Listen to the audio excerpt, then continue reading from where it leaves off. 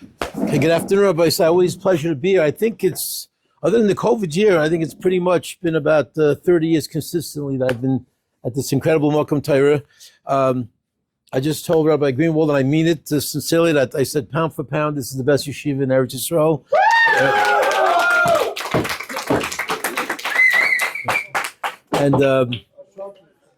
What? Okay. No, yeshiva, not seminaries, yeshivas. That's a whole, seminaries are a whole other story. Yeah, and really, as Rabbi Greenwald mentioned, the amount of nisim that we have seen of incredible people that started in Valley Torah. I went to Tiferet Yerushalayim and then went on to incredible things. It's an amazing list, and literally these are people that are moving Klal Yisrael, and I'm talking to clearly a group where that's your future as well, because each and every one of you, that's something so fundamental that we have to know that we are wired uniquely. Said many times, I'm sure I'm not the first one who said it, that just like we have different DNA, and just from one hair, billions of people are different, and you can identify them just from one hair follicle or one molecule. Our spiritual DNA is no different, and we are uniquely wired to do what we can do, and what we can do is unique and different than anybody else, and we can make our contribution. Each and every one of us has a particular mission to Mekadesh Shem Shemayim, and I guess the real problem is just never to get sort of distracted and to sort of miss out on the opportunity to see exactly what our lives are about. And it's tough. And I come from LA, and I guess HaKadosh Baruch Hu is sending us the ultimate wake-up call with these fires that I ran away from. It's not why I chose this particular time to leave, but it's a pachad. It really is a pachad. It just definitely reminds us of the frailty of life, and it also reminds us of what's really important. Because certainly HaKadosh Baruch Hu sent the message to those people who think that their homes and their cars and that they've made it because they live in a certain place. And HaKadosh Baruch Hu reminds us that place can be gone in a second. And what's really important is not where we live, it's not what we drive, but it's about our ruchnis, our spiritual attainment. And that's not always so easy. And again, it's rooted in a relationship with HaKadosh Baruch Hu. I just want to share with you a sephorah in Vaeira, a very amazing sephorah that really reminds us that our relationship with HaKadosh Baruch Hu and our connection to HaKadosh Baruch Hu has to be worked on a regular basis. It just needs to be worked on. We can never take things for granted. We can think that we're on a good level, but we have to keep working on it. And this is not just in your time in Yeshiva. This is really throughout our entire lives. But HaKadosh Baruch Hu says of Psukim, heard the tefillos of HaKadosh Baruch Hu. He heard the praise of Klal Yisrael. The HaKadosh Baruch Hu heard the praise of Klal Yisrael. And the Sephora says that those prayers were rooted in emes. They were rooted in absolute, sincere, heartfelt tefillah to HaKadosh Baruch Hu. Please, HaKadosh Baruch Hu, enough. We can't do this anymore. We can't take it anymore. HaKadosh Baruch Hu heard those tefillos. And he sends Moshe Rabbeinu. And Moshe Rabbeinu, as he sends him to take the Jewish people out, what happens?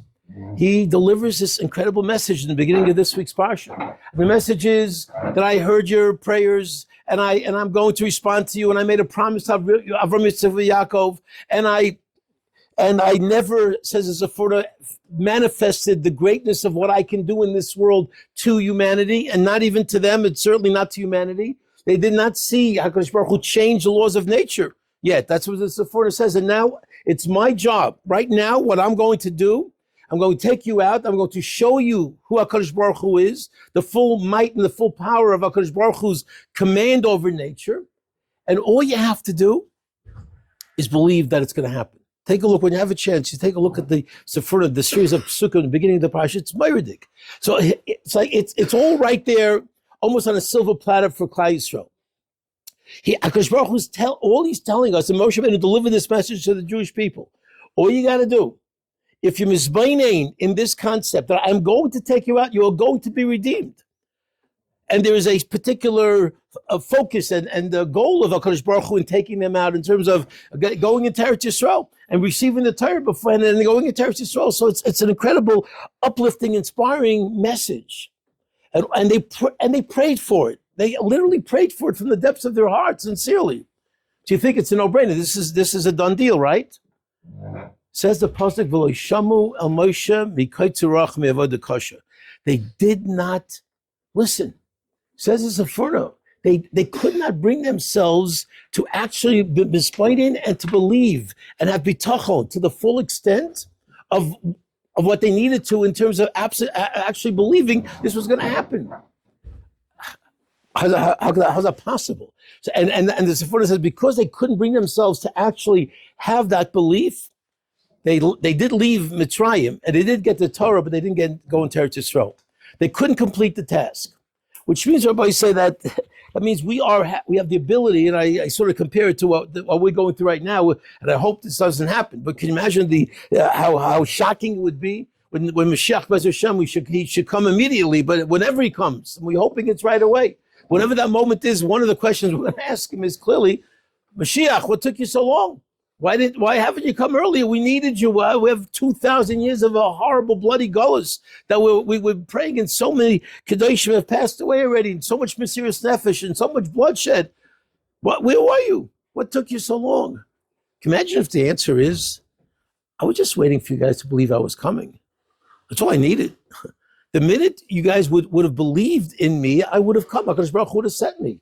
But HaKadosh Baruch Hu wouldn't send me unless you're ready to totally buy in. And I give the example, maybe I gave it here already before, but I give the example, I don't know how it's going to be, how Mashiach is going to ultimately communicate to us that he's here. But it could be, I'm not saying it will be, but it could be a text. It could be, Stulberger, your El Al flight is waiting 4 o'clock in the afternoon. You're expected to be there. This is your row, whatever, and we'll see you in Yerushalayim. Now, if we get that text, who's pranking me? If that's the immediate reaction, that this is not the reality, then that's not good. I'm not saying we wouldn't react that way, but we have to ask ourselves, why would we react that way? The Chavetz Chaim didn't. When the Chavetz Chaim had a big tumult outside of his house, and he thought that something really big was going on, he ran to his closet to get his Mashiach suit because he said, must be Mashiach who's coming. He lived viscerally with that reality that HaKadosh Baruch Hu, that Mashiach was on his way. We have to at least strive for that. And again, if we're not engaged in that thinking process of connecting to HaKadosh Baruch Hu in the most visceral level, we have to really feel it. It's not easy. It's not easy at all. Just another example of how the idea of feeling HaKadosh Baruch Hu in our midst, really getting him in our kishkes and living with him and walking with him and praying to him and learning with him, because when it wasn't me who first said it, but when we pray, we talk to HaKadosh Baruch Hu. When we learn, HaKadosh Baruch Hu is talking to us. So the intimacy and the connection is so critical in everything that we do. If we're alive, if we feel it, we understand it. But an incredible Ramban that says in last week's Parsha, Ramban says, why? It's also amazing.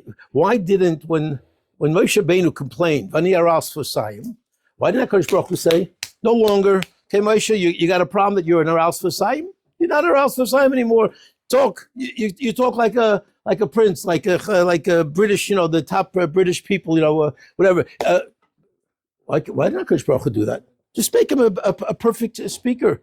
Okay, it's a problem for HaKadosh Baruch Hu to turn Moshe Rabbeinu. He did a lot of miracles on the way to Yetzias Mitzrayim. So why can't he just do another miracle? Let him turn and make him into a beautiful, articulate speaker without an impediment. Says the Ramban, because he didn't pray for it. You want it? You got to pray for it. Wonderful message, wonderful lesson also. We want something in life, something that's important. Okay, the idea that it's just going to happen, we have to ask.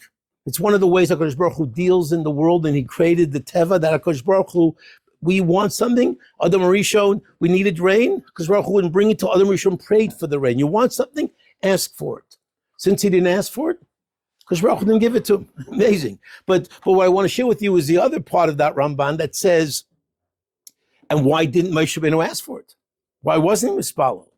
The Beis says this is a mind-blowing Ramban. He says he wasn't mispalel because of the fact that speech impediment came to him how? It came to him because when the choice came when he was a kid, and the choice for the gold, the choice for the coals, he went for the coals based on the Malach pushed his hand to the coals. So that speech impediment was a result of a nes min hashamayim that saved Moshe Rabbeinu from death the wonderful Chazi Hashem. Okay, that's great. Okay, HaKadosh Baruch Hu, thank you so much. But now let's move on with life. Somehow, says Ramban, how can I pray for a reminder of HaKadosh Baruch Hu's love for me? I can't pray that should be removed. I can't do that. I need that constant reminder. It doesn't say I need it, but that's what he's saying. That Moshe Rabbeinu felt that if that reminder was somehow taken away, his relationship would be somewhat, some subtle way affected, because he wouldn't feel that Chazi Hashem on the same level. Even Moshe Rabbeinu, he knew that he knew the nest happened. He knew that he had the speech impediment. He knew what occurred. But you know what? Knowing and feeling and living it every single day is two separate things. Everybody say, you are, in an amazing place where you literally not just are learning an amazing Torah with incredible Rebbeim who are opening up the depths of Torah to you on a daily basis, but you're in Yerushalayim HaKodesh, and you have this incredible place. You're in the seat of Kedusha in the world. Okay, and almost anywhere you go, you're open to inspiration, seeing amazing people, meeting incredible families, and you're constantly, Baruch Hashem, if you're receptive to what HaKadosh Baruch Hu is giving to you in this incredible time that you're here, Baruch Hashem, it should be many, many years. But whatever time you have to be able to fully use it, to utilize that concept that Moshe Rabbeinu wouldn't, it's amazing. He wouldn't pray that it should leave because HaKadosh Baruch Hu somehow won't be as close to me. I won't feel that Chazi Hashem on as intimate a level as I should. Which means that these are things that we need focus. We need to really think. We need to open up our hearts. And one topic that I'm going to share, because it's sort of weighing on me in terms of seeing what's going on in the world. And it's true, I'm in Los Angeles, and I don't know, we have a few LA boys here, but probably not that many. But I have a feeling that what goes on in LA, or goes on in New York, Miami, Boston, Chicago, I don't think it's that different. But it's another dimension of how we have to really keep our eye on the ball and not lose sight of what's really important, because it can get a little fuzzy. And if it gets a little fuzzy, we get a little misdirected. The implications and the repercussions could be literally devastating. I recently did a Gemara in Sanhedrin, an Amajomi that we do in Rupta Sanhedrin, and we just did the Gemara, which reminded me of a shmooze that my Rebbe Zatzal, Henach Leibowitz, gave in 1977. And the Gemara talks about Shevna Sefer. Shevna Sefer was an incredibly sad figure in Jewish history. Because the Gemara tells us that Shevna Sefer gave shir, 130,000 people came to him to hear his shir. So that's a big number. Torah anytime has a lot of followers and different, but it doesn't compare. 130,000. Chizkiyo HaMelech, the great Chizkiyo, had 110,000 people come to his shur. So we're talking about somebody who literally was at the top of the Torah world in terms of his godless, in terms of his knowledge. He was on top. And the Masha adds that the fact that he was called Shevna HaSefer was a title that was connected to the same context as calling Ezra HaSofer, Ezra HaSofer. It was a sign of incredible, it was a lofty title, indicative of an incredible level of Torah knowledge and greatness. And yet his end was horrific, absolutely horrific. And he ended up, he was a collaborator with the enemies. He rebelled against Chizkiyo. He wanted to make peace with the Navi. He said, don't make peace. And he went down so hard, relatively so fast. His death was a horrific death where they bored holes into his foot, and they took the tails of the horses, and they tied it through, and they dragged them in the streets. It was just horrific. And what happened? What happened to Shevna Sefer? And the Gemara says just really two words, and these two words I think have to really sort of resonate and percolate in our hearts. And I think we have to think about it. I think these two words talk to LA a lot, okay, and sort of ask the Jews of LA, okay. I don't think the guy I'm listening, so I guess we're the only ones who maybe have to ask ourselves this question. But I think it's a question that all Jews have to ask themselves. Because the expression that was used about Shevna Sefer was not that he was a Rosh Marusha, that he just, whatever, something, but Acher, we know that Acher went off and he did horrific Aveiris, and Shevna Sefer was a little bit different. It wasn't questions that he had, it wasn't entered into Pardes and et cetera, et cetera. Shevna Sefer, says the Gemara, was a Baal Hana. Baal Hana. How would you translate Baal Hana? He's a man of pleasure. He enjoyed pleasure. He sort of owned pleasure. Pleasure was something that he really sort of maybe prioritized in his life. Baal Hana, those are the words. And because he was a Baal Hana, it's something that's really, when you think about it, and it really sort of sort of took me to the Sephorah in the beginning of Vaeira, when Anochi Nosef Lechem Vayim Brachu Klala. And the point that the Sephorah makes is, Rabbi saying this, I mean, we have to just, know this is the way we're wired. We're either exceptional or we're not. And if we're not middle of the road.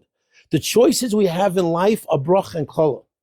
I know, sometimes we, in Hilchos Tshuva, we have to look at ourselves as beinim, but in life, we have to grab for the exceptional, because if we don't as Jews, there's really no other choice. The other side, Chas v'Shalom, Rachmana litzlan, is really something very negative.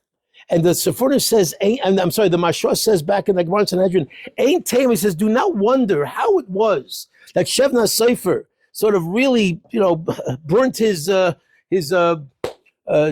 as the Hekdiach Tafshila, his expression that the Mashra uses. It shouldn't be a wonder, because the Torah says, and the Chazal teach us, if you want Torah, you gotta have a passion for it. It's got to be in your kish, because you got to want it. And you have to want it more than anything else. And not to say you have to be a rabbi, not to say you have to be a Kyle guy for 30 years, but what really is your essence? It's a question that we fundamentally have to ask ourselves. What do we really want out of life? And Shevna Sefer was a Baal Hana. And in today's world, I don't know, I don't want to be overly critical, and I don't want to misstate anything, but a little bit, when we're buying $2,000 bottles of scotch, and we're sort of competing with everybody else's. I can buy a fancier bottle, and what makes us, what gets excited, I come from LA, and LA, it's the homes, and it's the cars, the Lamborghinis, and these are things that somehow, and again, I hate to say, sometimes you even read these, some of these magazines and what they're advertising. It's deluxe, it's top of the line, it's imported from here, and it's like, are we becoming a little too enamored with the physical world? And a physical world that HaKadosh Baruch Hu is reminding us, it can burn up in a second. What are you getting so excited about? Somebody just told me, forgot who told me, but I didn't know such a thing as shaykh, that somebody bought 2 pairs of shoes, $4,000. $4,000 for 2 pairs. I think it was sneakers. Actually, is such a thing as a sneaker for $2,000? I don't know, but it is. Okay, so here you have a witness telling you it's shaykh. So, I don't understand. To me, you can buy almost a whole shoe store for $4,000. But 2 shoes, 2 pairs of shoes, I don't get it. But listen. So if the Welt's doing it's one thing, but Rabbi said, but for us, that this chazal is a very sort of a scary chazal. That really it forces, if being a Baal Hana is enough to explain the downfall of a man who gave 100 shirim to 130,000 students. And look at his fall, look at his downfall, look at how he sort of disintegrated to something horrific. It's clear the message is that we have to sort of really make a choice of deciding where we're going, where we're heading, what's really important. And I'll just maybe I said the story years ago, but just to sort of highlight Rav Matisyahu Salman Zatzal, great mashkiach, came to LA some years ago, and he shared his story with us. And he said that this story, he said at the time was, he felt he can help somebody become religious just from the story alone. And I'll try to condense it a little bit, but the story is about a fellow who was a very chashuv, Rosh Kollel, early 30s, big Talmud Chacham. And Rav Matisyahu Salman's friend asked him one day in the street, I got to stop you. I think it was near Haifa. He said, I have to stop you. I need to know. Are you a regular one of these mass-produced Rosh Hashanah from Panovich, or they probably produce 4 or 5 a year, and you start a kail, or are you like some interesting story that happened to you? Because somehow your shine on your face just indicates that you're a little bit different. And he says, I'm a little bit different. I'm not your assembly line Rosh Hashanah from Panovich. No. I did not know one word, one iota, one concept of Torah till I was 19 years old. Nothing. I never knew what a shul looked like, what Shabbos was. Nothing, Shabbat, nothing.